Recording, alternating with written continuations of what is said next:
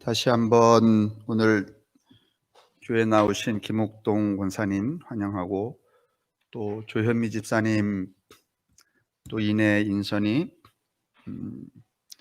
하나님의 위로를 드리고, 또 신장로님, 지한이 엄마 아버지 축복합니다.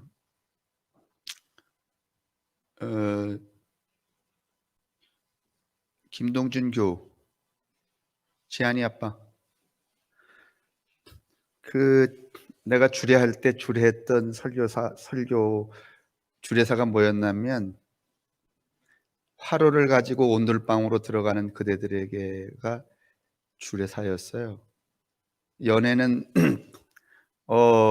날로 태우듯이 뜨겁게 하는 것이지만, 결혼, 삶이라고 하는 것은, 사랑이라고 하는 것은 불 지펴서 오랫동안 끈기 있게, 그 다음에 화로가 불이 사그러지면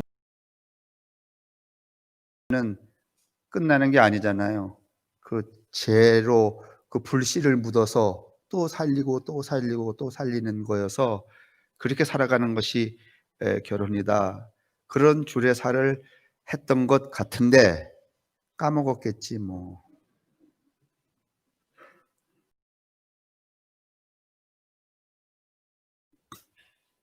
(2015년) 4월이었나? 3월이었나?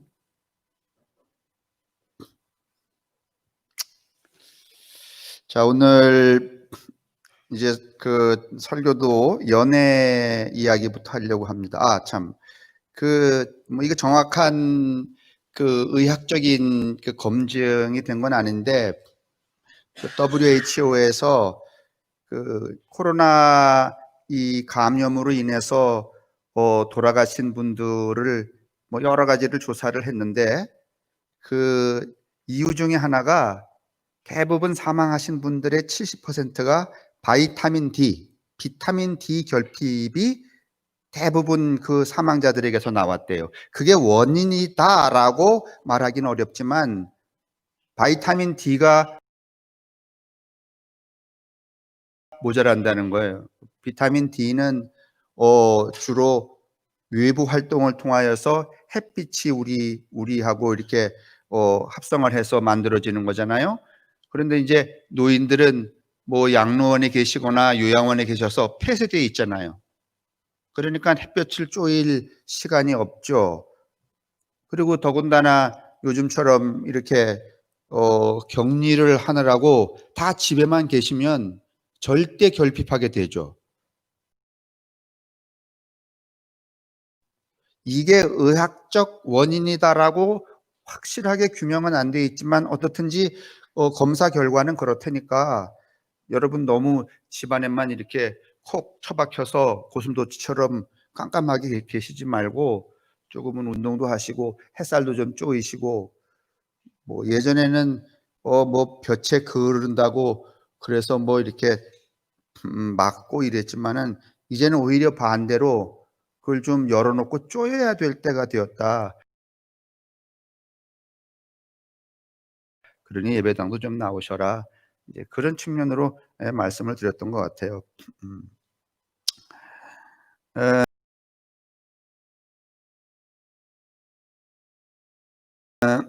오늘 이제 이 성경 요한복음 14장, 요한복음 자체가 본래 마태, 마가, 누가라고 하는 신약 성경의 이 소위 복음서는 모두 4권이잖아요. 나머지는 다 서신서고, 근데 이 4권 중에 마태, 마가, 누가는 비슷하다 그래서 공관복음서라 그러고, 이 요한복음은 공관복음서 안에 들어가질 않아요. 왜냐하면 요한복음의 공동체나 요한복음의 신학이나 요한복음의 언어나 요한복음의 이 신앙의 방향성은 완전히 좀 달라요. 그래서 우리가 그걸 똑같이 같은 언어로 하려고 하면 안 되는데, 근데 오늘도 우리가 14장에 보혜사라는 말이 나왔는데 이 보혜사 성령이라는 말도 요한복음에만 나오지 다른 복음서에는 나오지 않는 거예요. 근데 이제 어떻든지 오늘 이 우리가 14장이 우리에게 주고자 하는 것은 이 안에 네가 하나님 안에, 하나님이 내 안에, 내가 너희 안에, 20절에 나와 있는 이 안에라고 하는 말이에요. 그런데 우리가 그냥 이 수사학적으로 수필이나 뭐 이런 어떤 시적 언어로 들으면 뭐 예전에 드라마에 네 안에 나 있다 이렇게 해서 사람들이 껍벅껍벅 죽었잖아요. 그래서 많이 써먹기도 하고. 그런데 여러분 이게 굉장히 위험한 말입니다. 여러분 신이 내 안에 들어오면은요 나는 파괴되고 소멸됩니다. 여러분 신이 제가 그 젊었을 때 청년들 데리고 저기 자주 갔잖아요. 저 팔봉산에. 뭐 우리는 뭘 받으러 간 게 아니고 그냥 어떤 그 스피릿 정신을 위하여 갔었는데 거기 가면 이봉에 팔봉산 이봉인가 삼봉에 올라가면 그 이렇게 선앙당 같은 거 줘놓고서는 거기서 그 신 받는 분들 계세요. 그래서 자기가 새로운 존재로 탈바꿈하기 전까지는 그 팔봉산에서 안 내려오는 거예요.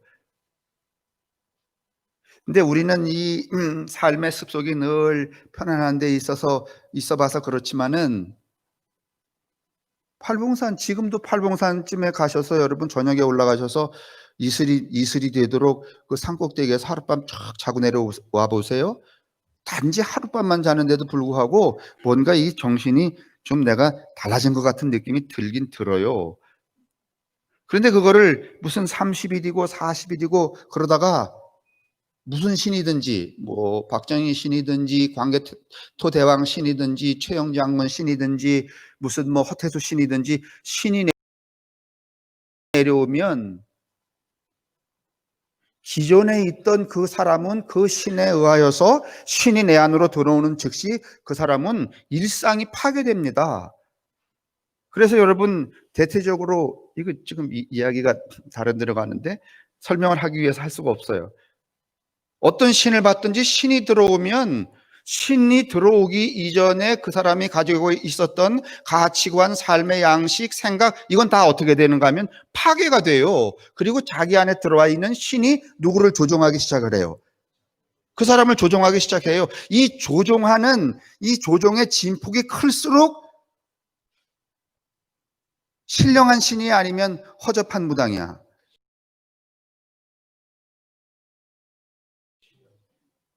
신을 받았다 그러는데 신의 조종이 나를 조종하기를 50%밖에 안 해. 그건 여러분 거의 별 볼 일 없는 무당이에요.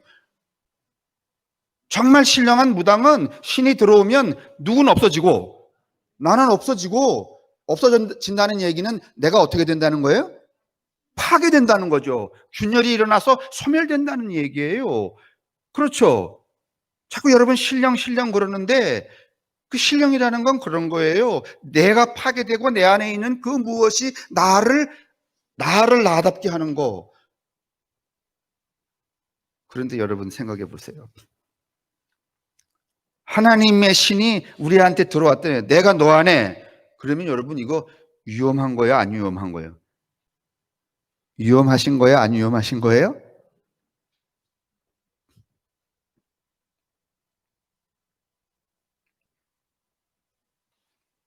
그 얘기 드리려고 하는 거예요, 지금. 오늘 이 본문의 이야기가 그런 얘기예요. 이 내 안으로 예수가 들어온다든가 성령이 들어온다든가 하나님이 들어온다든가 하는 것들은 여러분 그와 내 사이에 있었던 이 공간의 거리, 시선의 거리.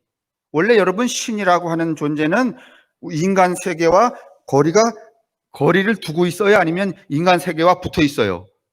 거리를 두고 있죠? 신이 내 안으로 들어온다는 얘기는 시선과 의식과 공간의 거리가 어떻게 된다는가 하면은 없어진다는 것을 의미하는 거예요. 이 들어오는 일은 여러분 매우 무서운 일이에요. 예를 들면은 어, 어, 어, 뭐 술귀신이 내한테 들어오면은 나는 나로 존재하지 않아요. 술귀신이 나를 다 어떻게 해버려요? 파괴해버려요. 아무것도 일상적으로 살지 못하게 만들어요. 그리고는 술의 지배를 받게 하죠. 맞죠? 그러면 돈 귀신이 나한테 들어오면 뭐 여러 가지 여러 영역에 동일하게 여러분 적용할 수 있죠. 들어온다는 이야기는 여러분 이렇게 위험한 일입니다. 혁명적인 일입니다. 파괴되는 일입니다. 균열을 일으키는 일입니다. 이게 어떤 것이 내게 들어오느냐에 따라서 창조적일 수도 있고 파괴적일 수도 있는 것이죠.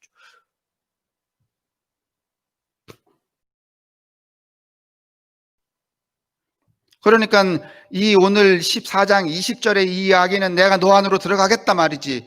그리고 너는 내 안에 있다 이 말은 매우 섬뜩한 이야기입니다. 무서운 이야기입니다. 책임감이 있는 이야기이기도 합니다.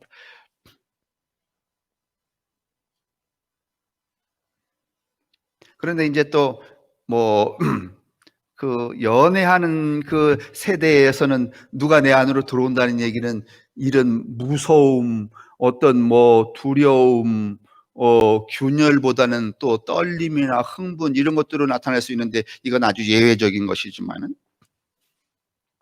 자 이제 이 이야기를 조금 전개해서 요즘 청년들이 결혼을 잘 안 하려고 합니다. 그러죠? 그래서 혹간 우리 주변에 이제 결혼하는 사람들이 있으면 참 기이하게 여기도 하고 대견하게 생각하기도 하고 그러죠. 그런데 왜 청년들이 결혼을 하지 않을까요? 여러 가지 요인이 있습니다. 우선은 이 사회적인 이 요인인데 여러분 지금 우리가 살고 있는 이 우리 사회는 소위 말하면 이 자본주의 물화 시대잖아요. 돈이 지배하는 시대잖아요. 그리고 한 자리에 머물러서는 늘 이 소위 패퇴가 되고 패배자가 되는 세상, 승자 독식의 세상이란 말이죠. 누구하고 싸워서 59대 49대 51, 49표 얻어도 소용없어요. 2표 더 따서 51표라야 돼야만 뭐가 되는 거예요? 승리자가 돼요. 49표는 패배자예요. 거의 여러분 대등한 비율로 이 성취를 했는데도 불구하고 2표 차이로 하나는 승리자가 되고 하나는 패배가 돼요. 2표 아무것도 아니에요. 49대 51. 이 승자 독식의 사회에서는 여러분 매 순간이 난간 위에 서 있는 것 같아. 그렇죠? 정신 놓으면 어떻게 하는 거야? 낭떠러지로 추락하는 거예요.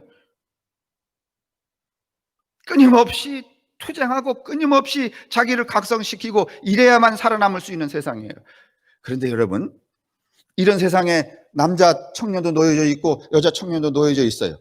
근데 이 사람들이 연애를 하지 않고 결혼을 하게 되면은요 어떻게 되는가 하면은 결혼을 한다는 얘기는 그 여자가 내 안으로 그 남자가 내 안으로 들어온다는 얘기예요. 그러면 그때부터는 정신을 어디다 쏟아야 돼? 아니 이제 제가 이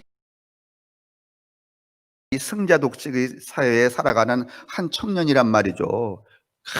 그냥 그 직장 안에서도 말이죠. 이 쟁투가 그냥 뭐 밤낮이 없어요. 까딱하면 떨어져 버려요. 그런데 어디다가 어떤 여자 만나갖고선 정신 팔려갖고 연애하고 이러느라고 이 짝에 소홀하면 어디 하나를 잃어버리는 거야. 사회생활을 잃어버리잖아요. 그렇죠? 그러면 사회생활을 잃어버리지 않으려면 결혼을 해야 돼요? 아니면은 연애만 해야 돼요? 그래서 오늘날 젊은이들은 이게 정확한 것은 아니지만은 연애만 한다는 얘기를 어떻게 달리 표현하면 썸만 탄다 그래요. 썸 타다 끝나는 거야. 결혼까지 가고 싶지 않은 거예요. 왜냐하면 그 결혼에 몰입을 했다가 뭘 잃어버려요? 사회생활이 낭떠러지. 어떻게?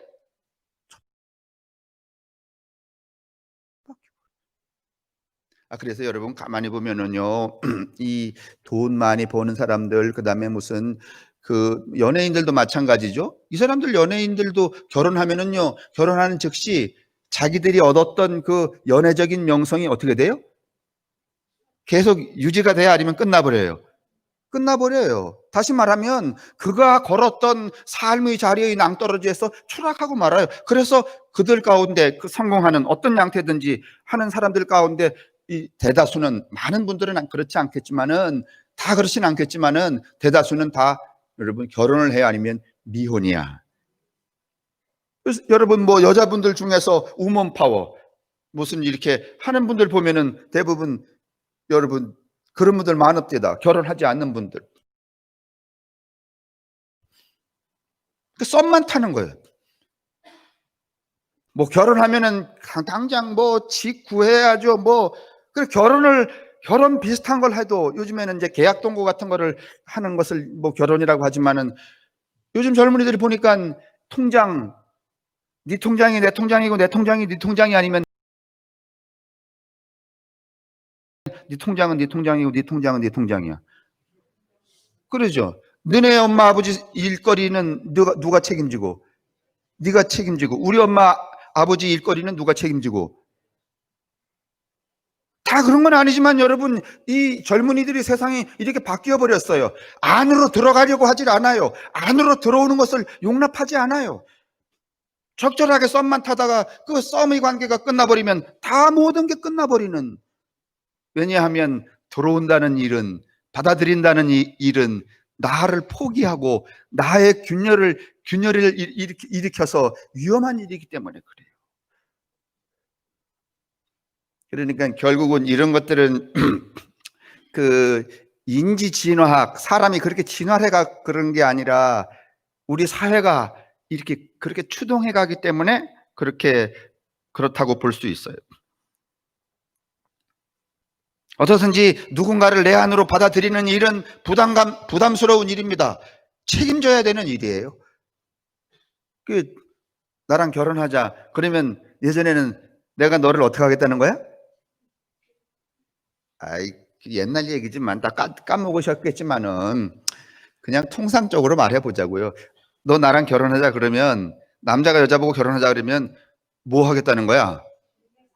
너는 너대로 살고 나는 나대로 따로따로 살면서 그냥 재미나게 지내자는 거야? 아니면 책임지겠다는 거야? 요즘 결혼을 안 하는 이유는 책임? 결혼 비스름을 한 걸 해도 책임은 안 지겠다는 거야. 그러죠? 안 그래요? 여러분,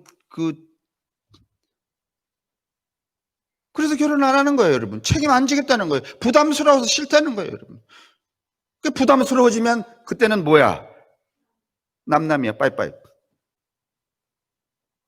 여러분, 그러고 보니까 오늘 이 14장 20절, 우리가 하나님 안에, 하나님이 우리 안에, 그 다음에 그 예수가 우리 안에 존재한다는 일이 얼마나 어마무시한 일인지, 혁명적인 일인지,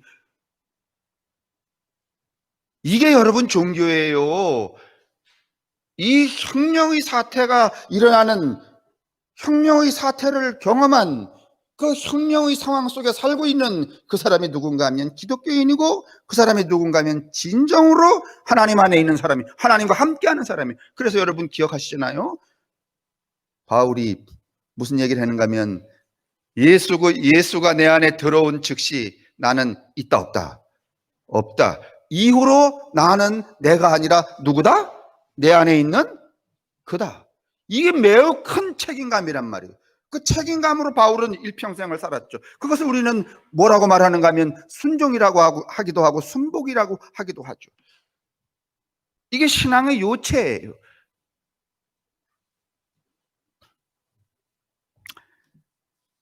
누가 내 안으로 들어온다는 이야기는, 그래서 여러분 우리가 이런 개별화 사회에 살기 때문에, 예전에는 우리가 이 도시 중심 사회가 아니었을 때는 누군가 우리 집에 지나가는 거리인이라도 들어오는 것이 반가웠어, 안 반가웠어요? 안 반가웠어요?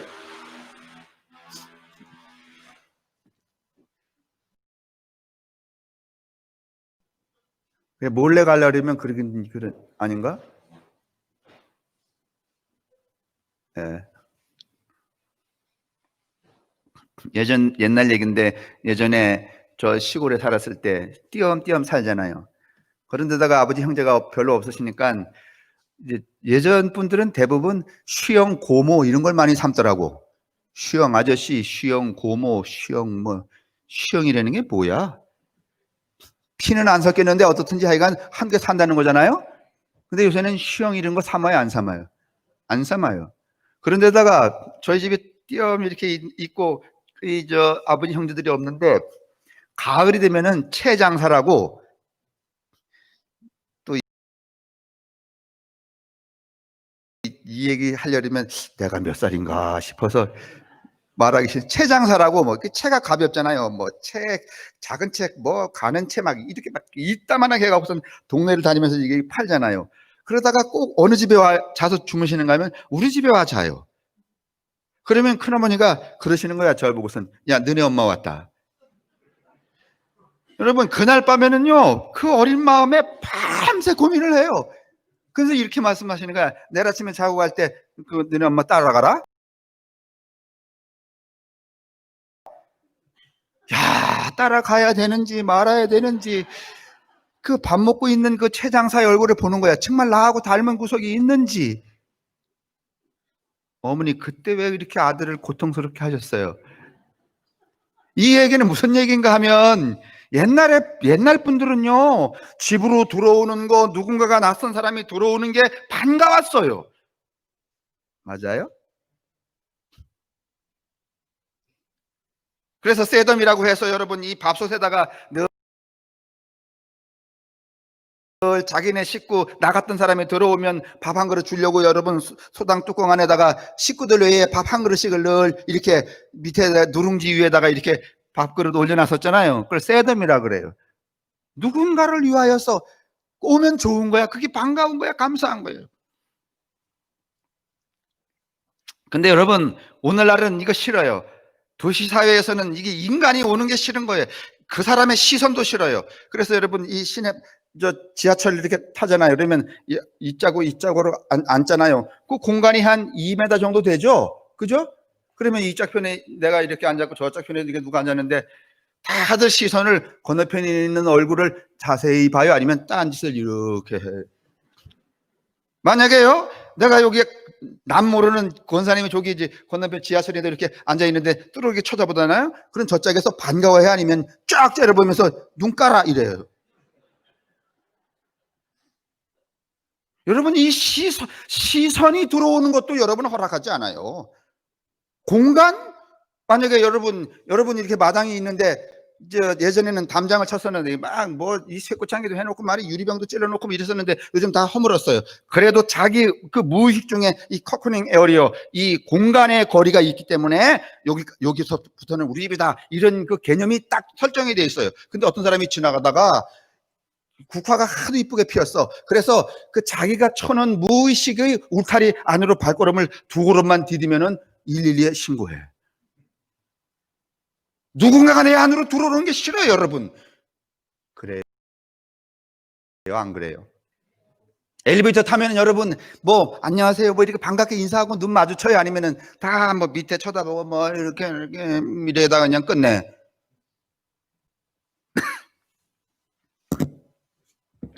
그러니 여러분 설명이 길었지만은 무엇이 또는 누군가가 내 안으로 들어오는 일은 오늘 이 시대에 매우 거북스럽고 부담스럽고 경계스러운 사태가 아닐 수 없어요.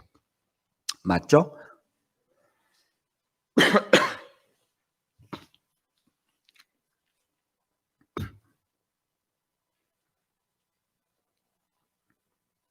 이거 계속 이렇게 살아야 되나요?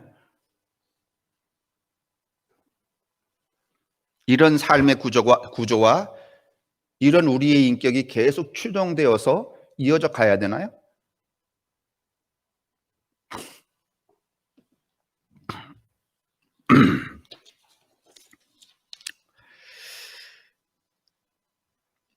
여러분, 인간의 내면 속으로 무엇인가 누군가가 들어오는 일이 이렇게 위험한 일이기 때문에 이 고대 그리스의 철학은 근본적으로 거리를 두는 철학이라고 이렇게 말할 수 있어요. 그리고 이 종교는 이 벌어진 이 간격을 좁히는 것 또는 하나로 일치시키는 것, 이 종교라고 말할 수 있어요.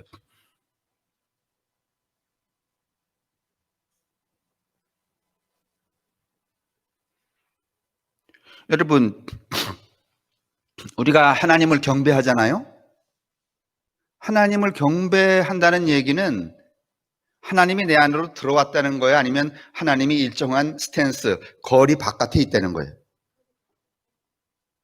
네? 나 하나님을 경배합니다. 그 얘기는 하나님이 내 안으로 들어와서 나를 파괴시켜서 나는 없다는 거예요? 아니면 여러분, 바울이 그리스도의 십자가가 자기 안으로 들어온 이후에 여러분 그 어떤 종교의 행태도 취하지 않았어요. 신이 들어오기 전에는 경배가 필요해요. 왜냐하면 신은 내 바깥에 저만큼 있기 때문에.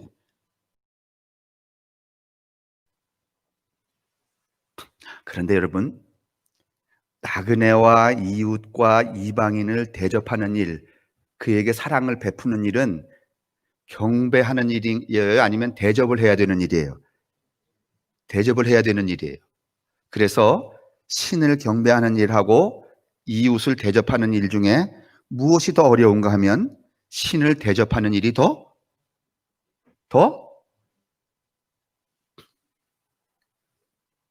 하나님을 사랑하는 일은 쉬워요. 멀리 계시기 때문에. 근데 이웃을 사랑하는 일은 어려워요. 맞아요?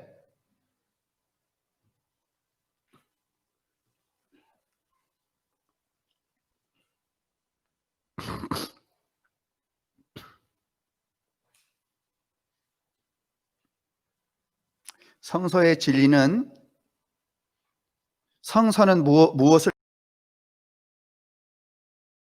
우리에게 요청하고 있는가 하면 하나님을 사랑하고 이웃을 어떻게 하라는 거예요? 사랑하라는 거예요. 구약의 진리를 축약하면 뭐라고 말할 수 있는가 하면 나그네와 고아와 과부를 환대하라는 거예요. 이 말을 통틀어서 한 가지로 말해본다면, 초기한다면 다른 사람과 신과 그 다음에 나그네와 이방인, 다른 사람과의 거리를, 네가 지금 설정하고 있는 그 거리를 어떻게 하라는 거예요? 좁히려는 거예요. 그리고 마침내는 좁힐 뿐만이 아니라 그가 내 안으로 들어와 너로 하여금 너가 그가 되게 하라는 거예요. 그가 너가 되게 하라는 거예요.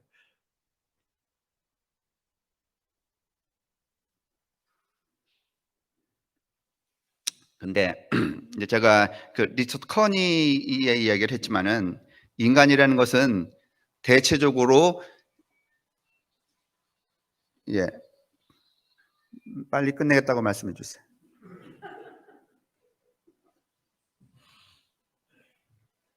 그 리처드 커니가 쓴 책 중에 뭔가면은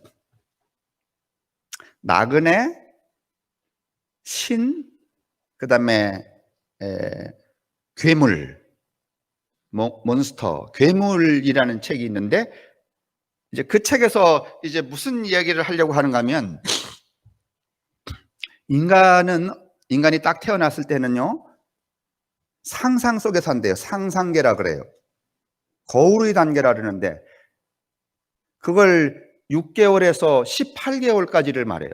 6개월에서 18개월까지는 상상계인데 자기와, 그러니까 6개월짜리 어린아이가 간단하게 말하면 거울을 보고서는 거울에 누가 비치는가 하면 자기가 비치잖아요. 그렇죠? 자기가 비치는 거예요. 세상에 모든 6개월과 18개월까지의 이 어린아이들은, 유아들은 세상에 비치는 그 18개월까지는 모든 게 다 자기와 동일해.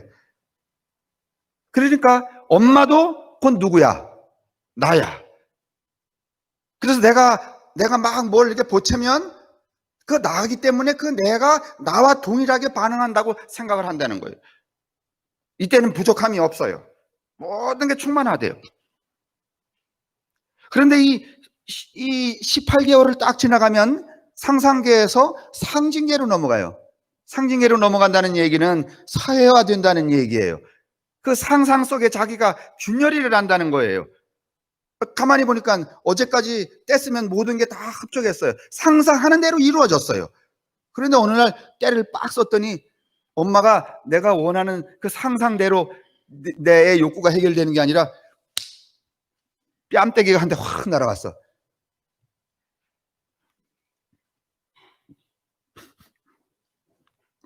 (18개월) 전까지는 탁 넘어지면은요, 넘어지자마자 즉시 누가 와서 일으켜요?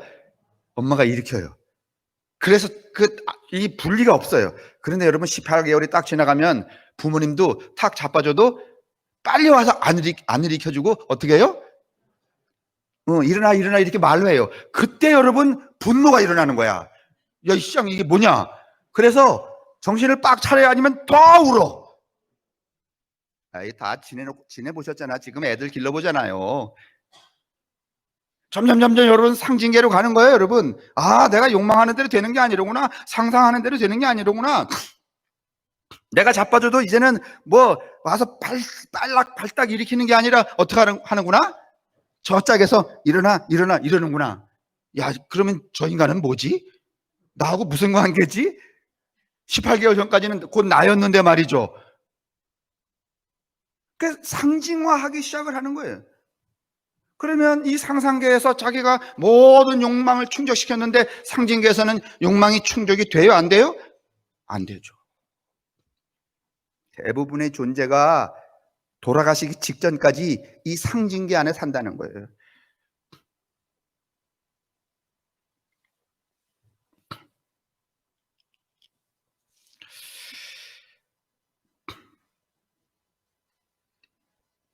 그래서 뭐 이때는 뭐 이 분리에 대한 불안감, 그 전까지는 엄마하고 나하고 그냥 일심동체였어요. 18개월 전까지는. 근데 조금 지나가면은요, 엄마가 어디 출근하려고 하거나 어디 나가려고 그러면은요, 그냥 어떻게 하겠다고, 같이 가겠다고 상상계가, 일체감이 파괴가 돼버린 거거든. 거부, 불안, 공포, 뭐 이런 것들이 막 생겨나기 시작을 하는 것이죠. 여러분, 이 거부와 불안과 공포가 생기면은요, 아이들이 조금씩 뭐가 생겨나는가 하면 반항이 생겨요. 아, 이제 저 인간하고 나를 일치시키면 안 되겠구나. 그러니까 제가 뭘 시켜도 나는 어떻게 하겠다? 내 말을 표현하겠다. 반항이 일어나기 시작해요. 그래서 여러분, 애들 기를 때 몇 살을 미운 몇 살이라 그래요?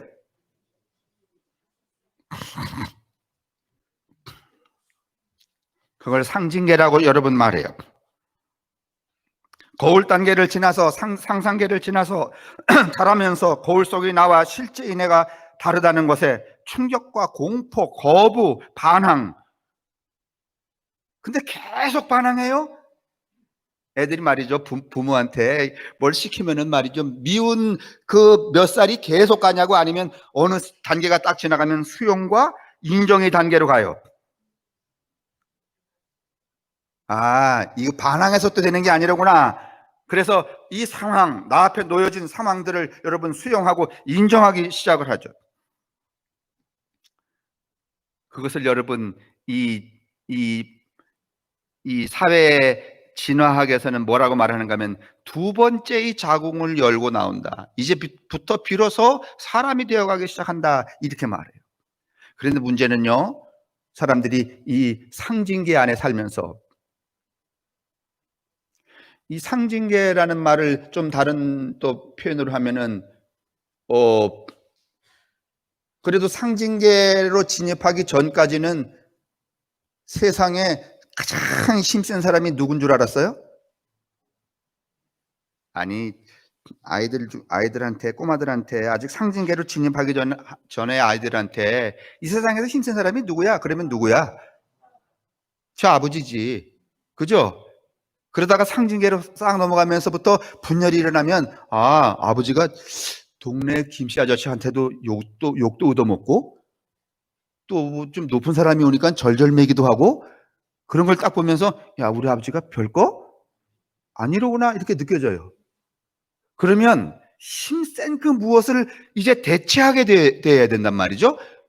상징화시켜야 되니까 아버지보다 힘센 사람이 상상계 때는 아버지가 제일 힘든 사람이었어요. 상징계 들어와 보니까 아버지가 별로 힘이 안 세요. 힘센 사람이 있어야 뭔가 하면 나라고 하는 존재도 계속 확립이 되는데 그럼 뭘로 그걸 상징화시킬까 생각해 보니까 출세하는 거, 돈 버는 거. 그러니까 죽어도 출세해야 되고 돈 벌어야 되겠구나. 상징화시키는 거. 이 세계를 무슨 세계라고 그러는가 하면 이 상징 세계를 욕망의 세계라 그래요. 욕망하는 거야. 끊임없이 여러분 출세해야 되고 끊임없이 무언가를 오늘날은 힘이 뭐예요? 제가 언젠가 말씀드렸잖아요. 예전에 제가 김구자서전 읽는데 김구자서전에 이런 대목 나와요. 내가 원하는 우리나라. 돈 많이 간단하게 말하면 이렇게 말해요. 김구 선생이 돈 많이 버는 잘 사는 나라를 원하지 않는다. 참 대단한 분이야. 군대가 힘이 세서 세상에서 말이지 가장 강력한 군대를 가진 그런 나라를 원하지 않는다. 등등. 그러다가 내가 원하는 우리나라는 문화의 힘이 센 나라를 원한다. 지금 가만히 보면 이 김구 선생님이 원하던 나라로 지금 되어가고 있어요, 없어요? 문화의 힘이 센 나라. 힘센 게 뭐냐? 그걸 욕망하며 살게 된다는 것이죠. 자, 우리는 이제 죽을 때까지 그 상상계를 벗어나서 이 상징계 안에 계속 인생을 살아가요. 노인이 되어도 여전히 그저 그 힘이 되는 것에 그냥 욕망을 버리질 않아요. 그런데 여러분, 인생에게는 그 상상계와 상징계만 있는 게 아니라 실제계, 자기 주체계가 또 있다는 거예요. 그 주체계가, 실제계가 무엇인가 하면은 나 아닌 그 어떤 존재가, 어떤 힘이 나를 침탐해서 내 안으로 들어와서 나를 균열을 일으키고 내가 다 소멸이 되고 나로 하여금 내 안에 있는 그로 다시 살게 하는 삶, 그것을 실제계라는 거예요.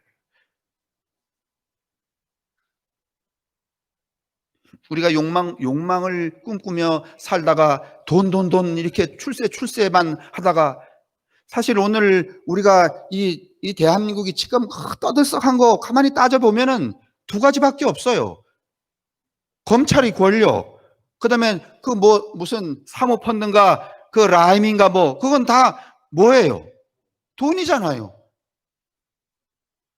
세상 시끄러운 거 두 개밖에 더 있어요. 권력과 돈. 아니에요? 방탄소년단이 세상을 시끄럽게 해요? 그것 때문에 말이죠. 국민이 말이지 좌우가 되고 하나는 태극기 부대가 되고 하나는 무슨 빨갱이 부대가 되고 이렇게 갈라졌어요? 아니에요. 이 두 개 때문에 지금 이렇게 우리가 패를 갈라서 서로를 치고받고 하는 거예요. 이 상징계 안에 우리가 아직도 욕망의 포로로 살기 때문에 그 욕망이 지금 가져온 게 무엇인가 하면은 이 코로나 사태 아니에요. 그런데 오늘 요한복음 14장 22절은 무슨 이야기를 하는가 하면 그런 상징계에 살고 있는 욕망의 수준에 머물러 있는 너희들 속에 하늘의 신, 하늘의 영, 보혜사의 영이 너 속에 어떻게 하라는 거야? 들어가게 하라는 거야.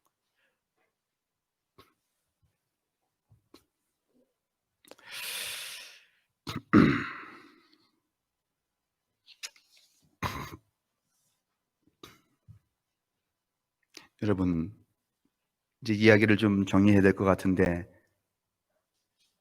지금까지 드렸던 이 이야기를 좀 통해서 생각해 보세요. 하나님이 내 안에 있다고 한번 생각해 보십시다.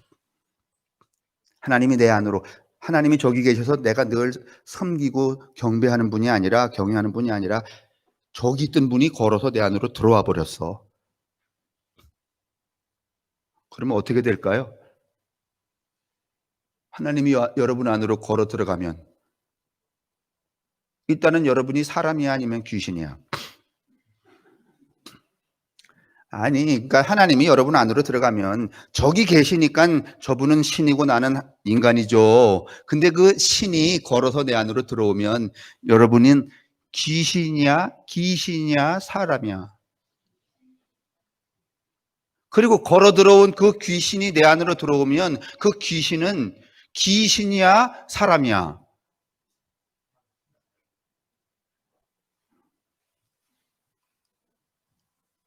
그러면 그건 좀 어려우니까 내가 괴물 안으로 들어가고 괴물이 내 안으로 들어오면 나는 사람이야, 나는 괴물이야? 그러면 또 노숙자, 불법자, 이민자가 내 안으로 들어오고 내가 그들 안으로 들어가면 지금 이거 제 얘기가 어디로 가고 있는 것 같지 않아요? 그러라는 거잖아요, 지금. 신이 내 안으로 들어왔으니 내가 신 안으로 들어갔으니 너는 누구냐? 그런 말이에요. 괴물이 네 안으로 들어왔고 네가 괴물 안으로 들어갔으니 너가 누구냐? 이방인이 노숙자가 내 안으로 들어왔고 네가 그 안으로 들어갔으니 너는 누구냐? 그게 우리의 실제가 되어야 된다는 거예요. 그 실제의 삶을 뭐라고 말하는가 하면 하나님의 나라라고 말하는 것이고 그 실제의 삶이 성취되었을 때 그것을 천국이라고 말할 수 있는 거예요.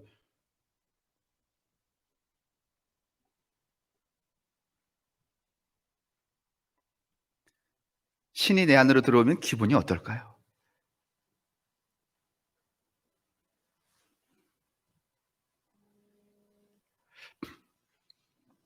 이게 사람들은 불편해서 아직도 이 상징계 욕망의 세상에 우리들이 삶의 거처, 의식의 거처, 생존의 거처가 있기 때문에 신을 제단에 올려놓고 타자, 이렇게 거리를 두고 멀리해서 여러분에게 여쭤볼게요. 똑같은 얘기인데 하나님을 찬양하고 경배하고 기도하는 일하고 이웃을 사랑해서 배고픈 이웃을 사랑해서 그 이웃에게 여러분 우리 쌀떡을 허는 게 어느 게 더 쉬워요? 신을 경배하는 거하고 이웃을 사랑하는 일하고. 경배하는 일이 더 쉽습니다. 이웃을 사랑하는 일이 더 어렵습니다. 그 다음에 저기 아프리카에 뭐 텔레비 보니까 난민이 있는데 말이지 그 난민이 죽을 지경이라서 여러분의 10,000원만 보내시면은 그 사람들이 뭐 며칠을 먹고 삽니다. 이게 더 쉬워요? 아니면 지금 내 옆에 있는 사람의 얼굴을 보고 어떤 아픔이 있는가 하고 들여다보는 일이 더 쉬워요? 10,000원 보내기가 더? 여러분 그걸 신앙이라고 말해서는 안 돼요. 그걸 이웃사랑이라고 말해서는 안 돼요.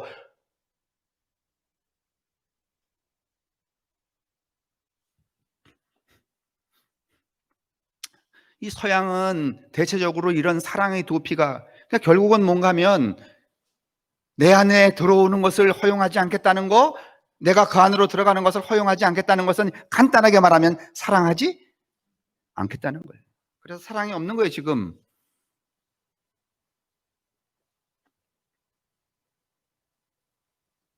사랑은 없지만 뭐는 있는가 하면 러브는 있지.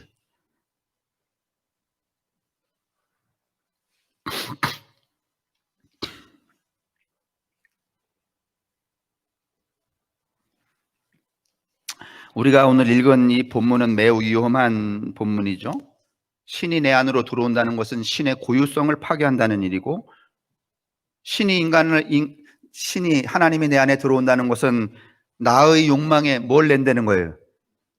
균열을 낸다는 거예요. 그래서 여러분 보혜사 성령이 바울이 예수를 받아들이는 즉시 바울은 균열이 일어나갖고선 뭐라고 말했는가 하면 그 전에 내가 여기던 모든 것을 똥으로 여겼다. 균열이 일어나서. 그게 위험한 일입니다.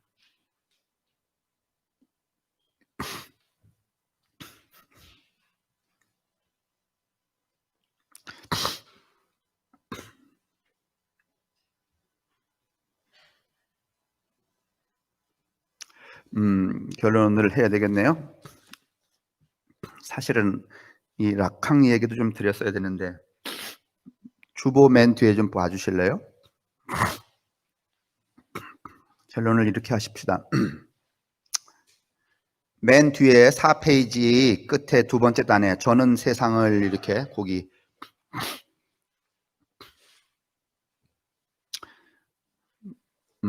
찾으셨죠? 저는 세상을 지배하는 사탄의 질서가, 세상을 지배하는 힘의 논리, 세상을 지배하는 만몬의 명령이 너희가 내 안에 내가 너희 안에를 외치는 이 순간 모두 역전이 된다는 환상에 사로잡혀 있는 사람들이 그리스도인들이라 저는 그렇게 믿어요.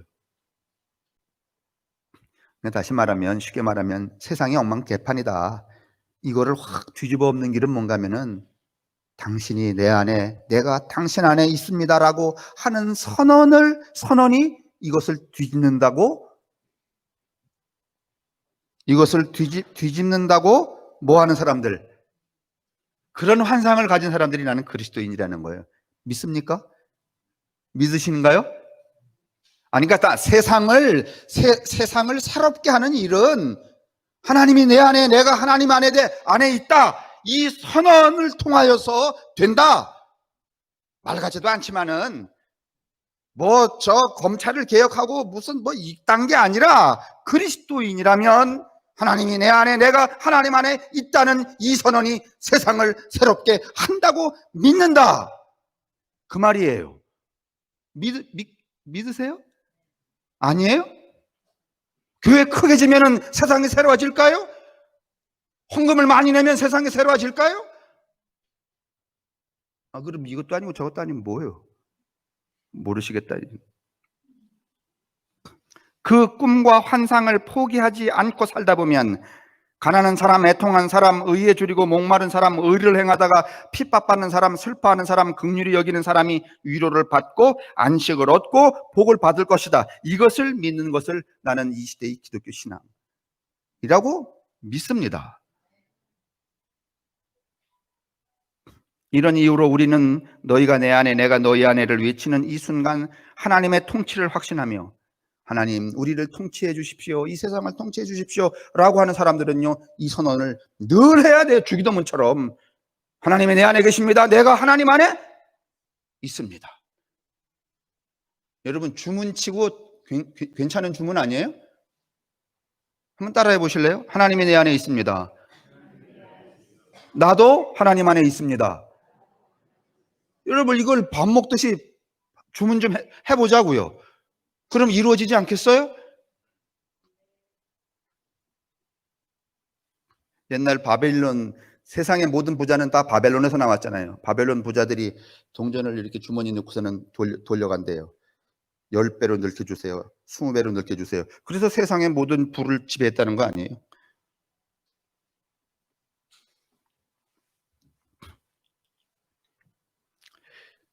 너희가 내 안에 내가 너희 안에를 외치는 이 순간 하나님의 통치를 확신하며 우리를 괴롭히는 죽음의 세력에 맞서 담대하게 맞짱 뜰 수 있다고 저는 믿어요. 이런 이유로 우리는 너희가 내 안에 내가 너희 안에 이 외치는 순간에 이 땅 한가운데로 도래하는 하나님 나라의 뜻을 묻고 이 땅 한복판에 도래할 그 하나님 나라를 꿈꾸고 소망하고 기대해야 할 것입니다. 이런 이유로 예수가 내 안에 내가 너희 안에라는 말은 2000년 전 예수가 그때 그곳에서 말했던 과거의 언어가 아니라 하나님 나라를 향한 꿈을 간직한 우리 모두에게, 그리고 그 꿈을 향해 나아가는 모두가 지금 한 마음으로 다짐하는 오늘의 증언이 되어야 하겠다는 것이죠. 이 사실을 마음속에 품고 세상으로 나아가셔서 한 주간 사시는 동안 이 주문, 하나님이 내 안에 계십니다, 내가 하나님 안에 있습니다, 이 주문을 자꾸만 외우고 우리 영혼의 DNA에 이렇게 심고 삶의 구동력으로 삼는 여러분과 제가 될 수 있기를 주님의 이름으로 축원합니다. 오 주님, 우리 모두를 불쌍히 여기시고 그 어린아이 수준에서, 그 욕망의 수준에서 일깨워 주옵소서. 도저히 세상이 우리를 엄하게 포위하고 있어서 한 발자국도 깨어날 수 없으니 친히 성령 하나님께서 우리 가운데로 내려와 안주하여 주옵소서. 우리를 파괴시켜 주옵소서. 우리를 균열시켜 주옵소서. 우리를 혁명적으로 새롭게 변화시켜 주옵소서. 그리고 우리 이후의 고백이 나도 당신 안에 있습니다, 그래서 우리가 다 하나입니다라고 선언할 수 있는 그런 삶의 사람들, 실제의 사람들이 될 수 있도록 축복하여 주옵소서. 성부와 성자와 성령의 인도하심과 복 내리심이 오늘 여기 모인 모두에게와 우리의 가족들과 우리의 이웃들에게 언제나 함께 하시기를 간절히 축원합니다. 아멘.